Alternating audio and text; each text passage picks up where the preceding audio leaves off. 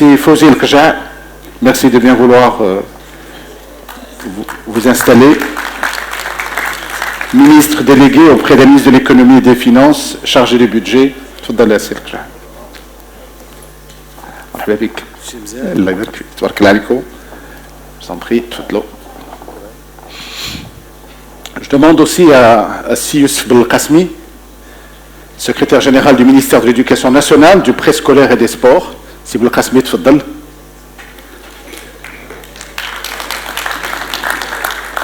Si Abdeltif Mazouz, président du conseil de la région de Kazastat, une région qui a son poids, mettez à côté de Selkja, bien sûr,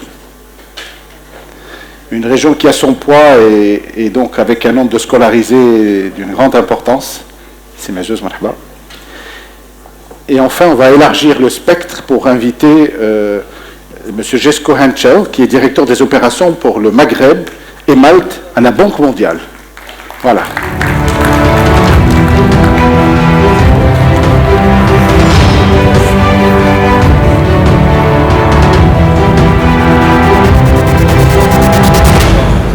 Je vous en prie, installez-vous.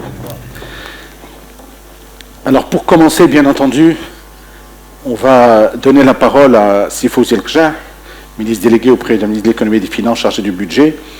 Et je pense que sa présence est assez significative puisque on veut parler de la vision et des politiques publiques en accompagnement du développement du système éducatif dans notre pays. Sir Kja, à vous la parole. Merci. En tout cas, tout d'abord, je tiens à remercier les collègues du ministère de l'Intérieur pour l'invitation, pour participer à ces assises véritablement importantes et qui traitent évidemment d'une thématique qui est capitale pour le développement de notre pays.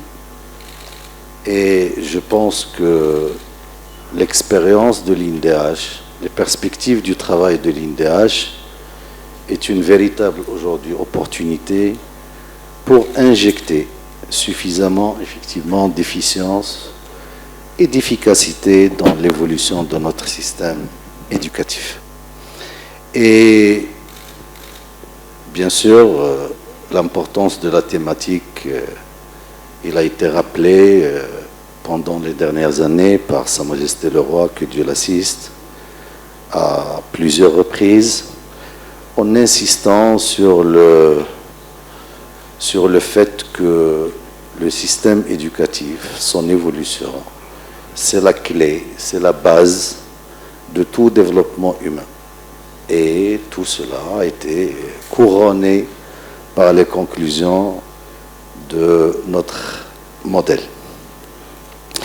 Et pour parler un peu de l'accompagnement de la politique publique éducative en matière de financement, en matière des choix au fil des années, il est véritablement important de rappeler quelques chiffres.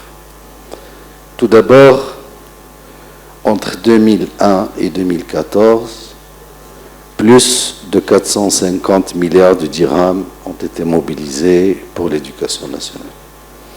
De 2015 à 2022, près de 410 milliards de dirhams. Le budget du ministère, pour avoir une idée un peu plus claire, voir l'accroissement, il est passé de 21 milliards en 2001 pour atteindre plus de 62 milliards de dirhams en 2022. Donc au départ, bien sûr, on inclut la masse salariale, qui est une composante essentielle. Et après, on a vu quand même que les moyens ont été triplés. Pour retenir les grandeurs, on est dans une logique d'affectation de 5 points de PIB et de plus de 20% du budget général de l'État. Voilà, donc tout cela a été accompagné politiquement et volontairement en matière de fonctionnaires, d'enseignants, de postes budgétaires, si on veut rester fidèle au jargon budgétaire. Et d'une manière globale, le ministère a bénéficié donc d'un taux de remplacement des départs à la retraite de 200%. On remplace les départs et pratiquement on double donc le nombre. Et ceci, évidemment, il a impacté la masse salariale qui a évolué de 26%. Ça veut dire plus de 10 milliards de dirhams, et 10 milliards c'est presque un point de PIB, entre 2015 et 2022. Pour avoir le topo des choix. Malheureusement, et donc avec tous ces efforts, aujourd'hui le constat, tout le monde l'a décrit. Au début, c'était le mot d'ouverture du monsieur le ministre de l'Intérieur. Le constat aujourd'hui, il est caractérisé par un certain nombre de fragilités et qui caractérise une seule chose ou un principe ou un fil conducteur au fil des années. C'est le grand décalage entre les efforts budgétaires importants. Évidemment, toute chose reste relative et les bonnes comparaisons sont celles qui se font sur la base du PIB et du budget général de l'État. Il faut surtout s'écarter des comparaisons qui interpellent les montants en absolu et les comparaisons qui interpellent le coût par élève ou étudiant un peu partout dans le monde. Et donc, malgré tout cela, on peut aujourd'hui, les résultats ou le constat, les chiffres sont là. Il y a à peu près 75% qui bénéficient de la scolarisation obligatoire. On n'est pas dans la généralisation. On a 25 points à rattraper. Plus de 300 000 abandons scolaires par an, principalement en milieu rural. Des apprentissages de base non maîtrisés. 30% des élèves du public maîtrisent le programme à la fin du primaire et seulement 10% à la fin du collège. Et ça, c'est le test PNEA de 2019. Tout cela, et bien sûr, les chiffres sont là, on peut les interpréter, on peut les justifier, on peut les lire de manière différente. Seulement 25% donc, des élèves aujourd'hui participent au parascolaire. Et puis, bien sûr, les résultats obtenus au niveau des tests internationaux font ressortir que 24% des élèves marocains ont le niveau de compétence minimum en mathématiques, 77e place sur 79 pays qui ont fait l'objet de tests, et 27% en lecture. Tout cela pour dire que malgré tous les efforts, à mon sens, c'est le véritable message. Et ça nous interpelle toutes et tous de se poser les questions autrement. Et que, évidemment, que l'effort budgétaire relatif, évidemment, aux possibilités de notre pays n'est pas un moyen suffisant pour, évidemment, parfaire notre système éducatif. Et je pense qu'aujourd'hui, la stratégie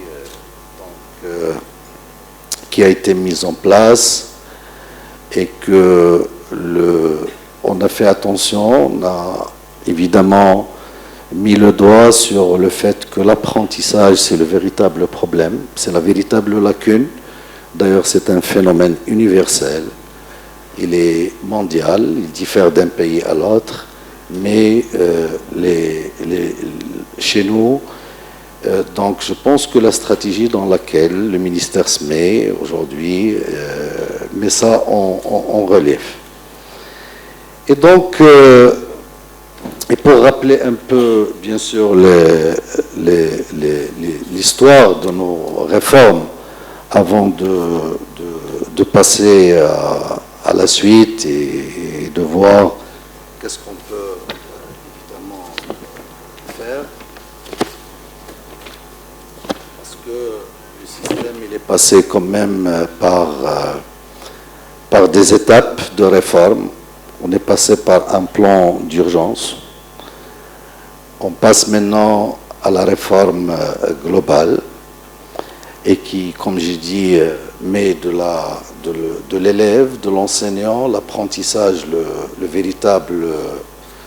la véritable feuille de route et qui nécessite, je le rappelle, une augmentation annuelle budgétaire de 5 milliards de dirhams annuellement, donc d'ici 2027. Entre 2023 et 2027, on a fait le choix donc d'augmenter ce budget, d'accompagner cette réforme qui met l'élève, l'établissement et l'enseignant au cœur de l'action.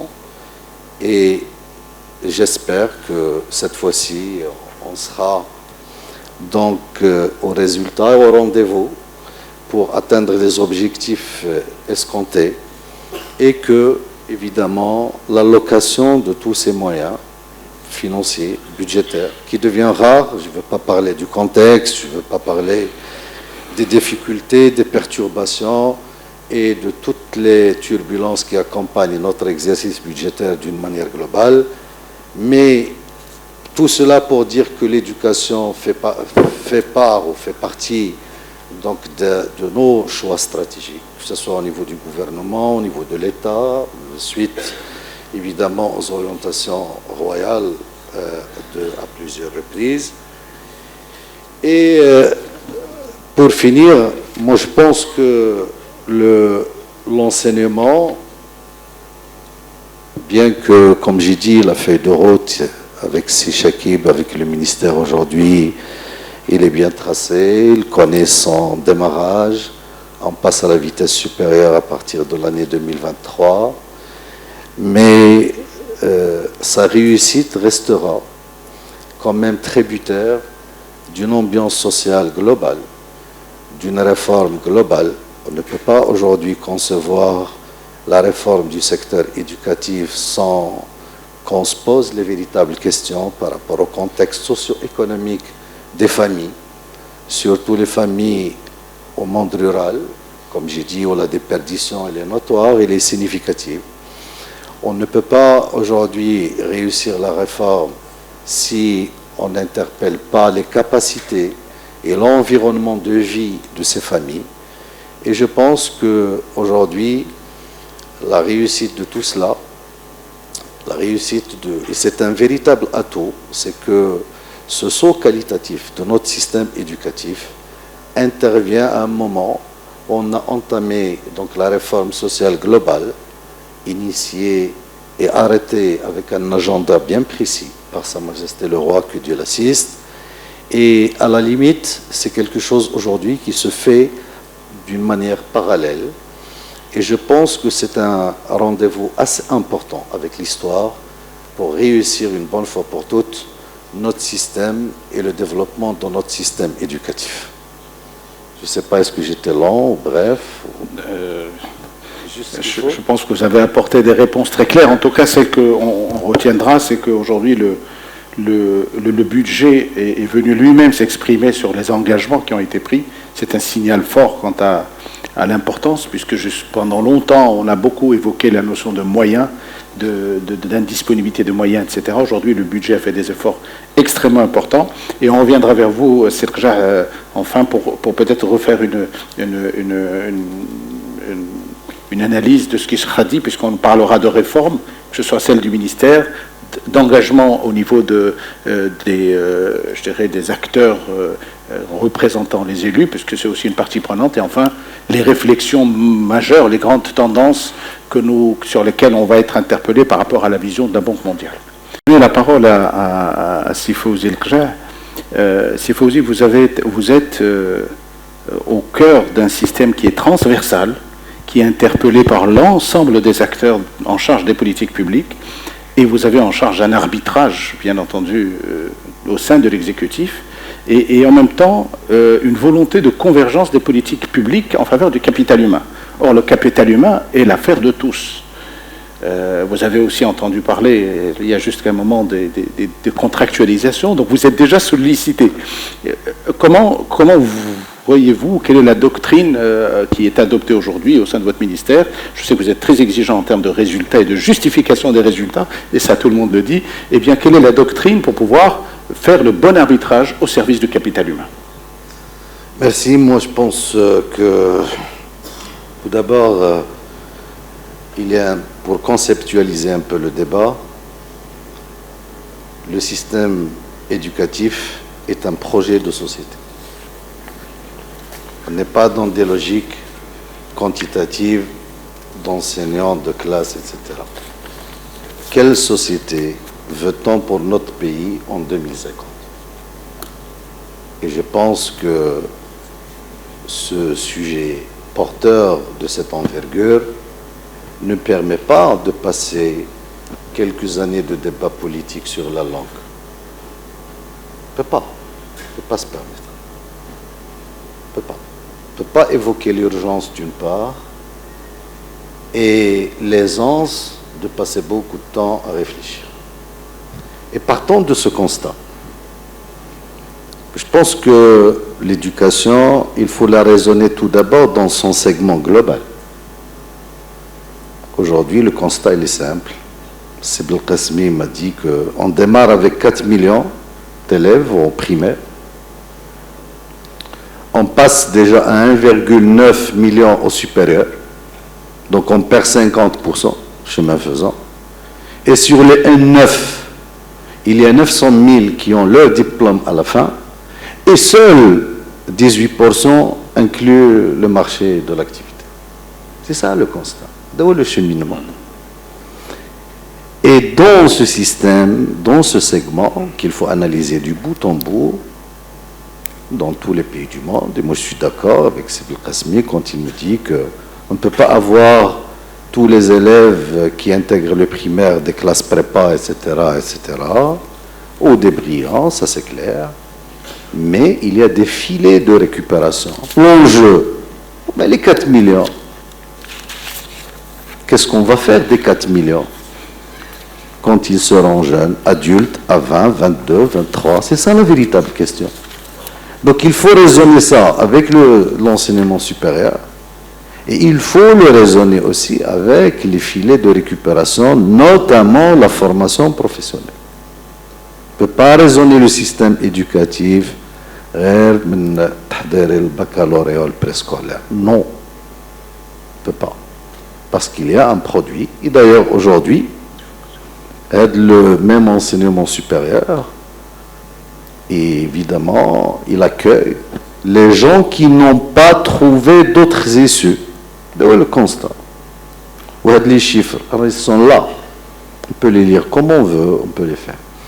Et la traduction de tout cela à de la réflexion sociétale, philosophique, les sociologues, politiques, etc. Moi, je pense qu'on a passé beaucoup de temps à le faire. Alors, en 2000, enfin, la stratégie.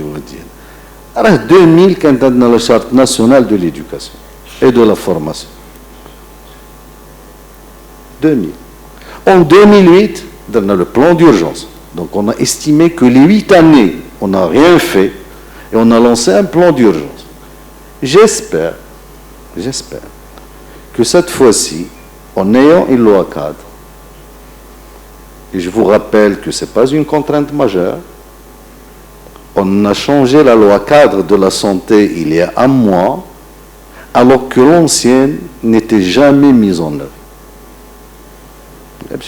On crève le marbre. La loi cadre est la santé. Le parallèle. Donc aujourd'hui, moi je pense que le véritable problème, que le véritable enjeu, c'est la mise en œuvre. وقالها السي القاسمي قال لك خصنا المانجمنت والمانجمنت qui part du haut jusqu'à l'école avec un modèle managériel clair, etc., etc. Avec les enseignants, il faut qu'il y ait beaucoup d'enseignes de formation continue pour corriger, parce que tous ensemble, on était là, on était présents, on a récupéré des... c'était des formations adéquates, etc. On a abandonné, heureusement qu'on est revenu là-dessus, on est revenu les formations diplômantes pour les enseignants. Et donc, pour résumer et finir, au-delà des enjeux financiers, budgétaires, etc., il s'agit de génération. Il s'agit de génération. Au cas de le chiffre les 4 millions, tu perds 3 millions chemin faisant. Seul le million a son diplôme à la fin. Et sur le million, seul 200 000 intègrent le marché d'emploi. C'est l'enjeu. 1 milliard ou 2 ou 5 ou 10. C'est ça le véritable enjeu. Et moi, sincèrement, cette fois-ci, j'ai participé avec les collègues à leur démarche pragmatique, de mise en œuvre, avec des axes clairs, les actions nettes, etc. Je reste confiant et très optimiste pour rattraper le retard du passé. قبل ما تخرجوا ما تنسوش تابوناو في العشان يوتيوب وبارطاجيو الفيديو وديروا جيم وتابعوا الدار على مواقع التواصل الاجتماعي.